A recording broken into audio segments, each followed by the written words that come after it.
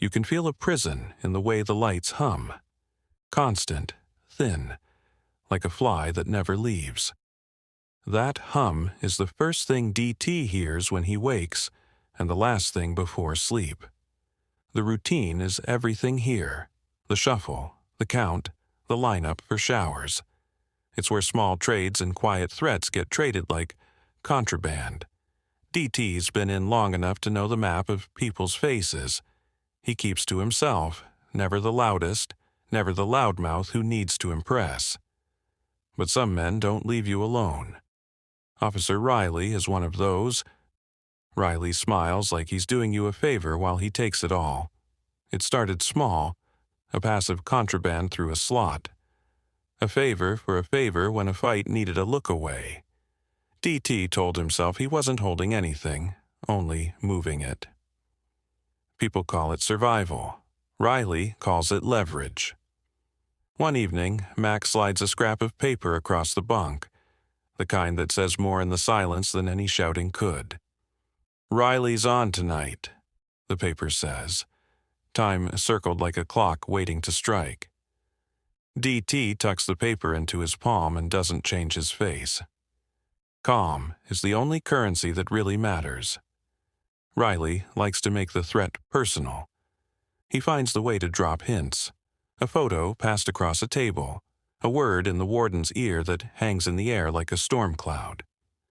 "One more drop," he says when he corners DT by the hallway. "A little extra cash. Or I make a call." He says it soft, like it's a negotiation. There's a knife in his smile. DT listens. People think he's a man who acts on instinct, but he plans. Not for fame, not for thrills, for survival and for protecting the life he has left. And when a man threatens to use the warden to erase the life you've carved out in a place like this, you don't ask permission. You make choices. He waits the way people who survive waiting do, steady. He watches the shower line. That's where the guard's bravado feels the smallest. The showers are always half private, steam and running water and the kind of noise that can hide a changed moment. It's also where a man goes alone, expecting no more than hot water and time to himself. The night Riley picks is a night of rolled-up sleeves and practiced arrogance.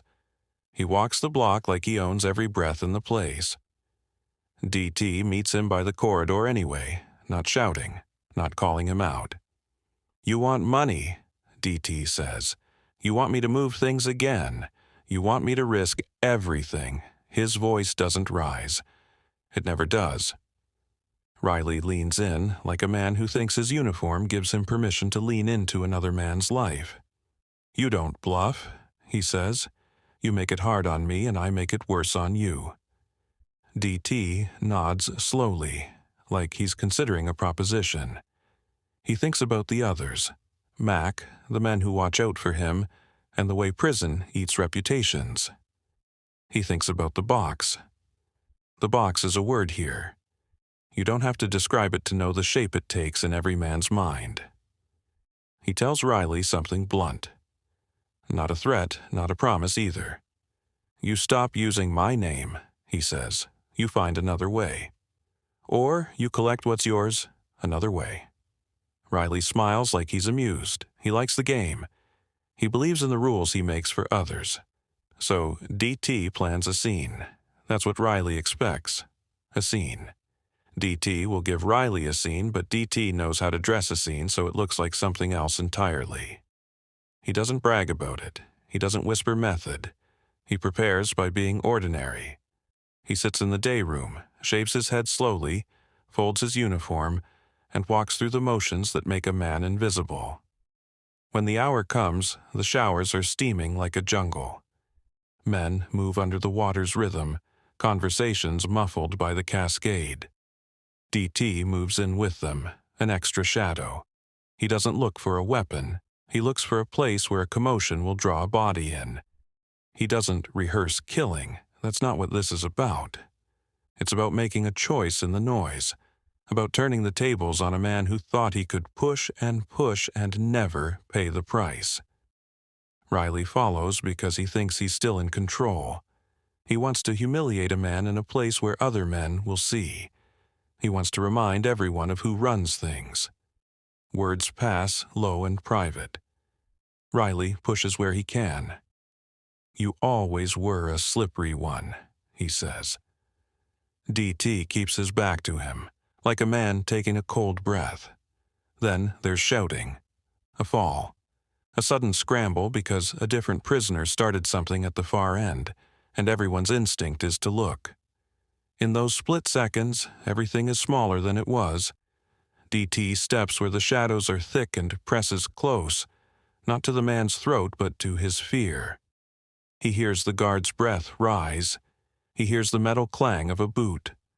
There's a scuffle, brief and terrible, and then the sound that says a life has been ended, not in detail, but in a way that can't be undone. It's quick. It's brutal in the way real violence is. Surprised, loud to witnesses, secretive to the perpetrators. DT doesn't stand over Riley to gloat. He pulls back, breath shaking but not hysterical. He looks at men who were watching, eyes wide, mouths open. Some look away, some pretend they didn't see. In a place like this, pretending you didn't see is a kind of diplomacy. They call a lockdown. The warden's voice is flat, the way a machine reports a malfunction.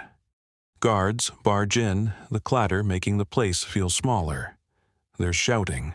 There are questions, the sort that are rehearsed and thin. DT sits on a bench with a towel over his shoulders and lets them cuff him. He doesn't resist. He's always known how to take the next consequence. That's part of what kept him alive this long. Mac finds him later, eyes rimmed with sleep, voice shaky. "You all right?" he asks. DT looks at him like a man who's been asked if his shoes are comfortable after walking through glass. "For now," he says. "For now." The rest of it is paperwork and whispers.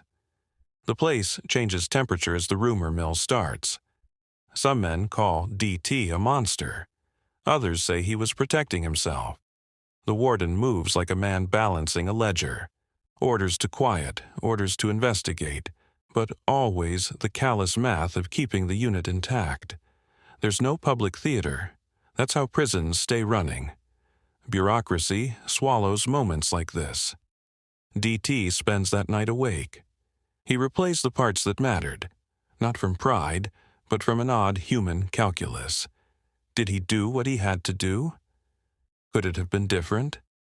He looks at his hands, the same hands that once fed a stray dog on the outside. The same hands that held a kid's hand at a bus stop once. The same hands that now carry a memory he can't take back. Weeks later, stories float. Riley's name becomes a rumor and then a silence.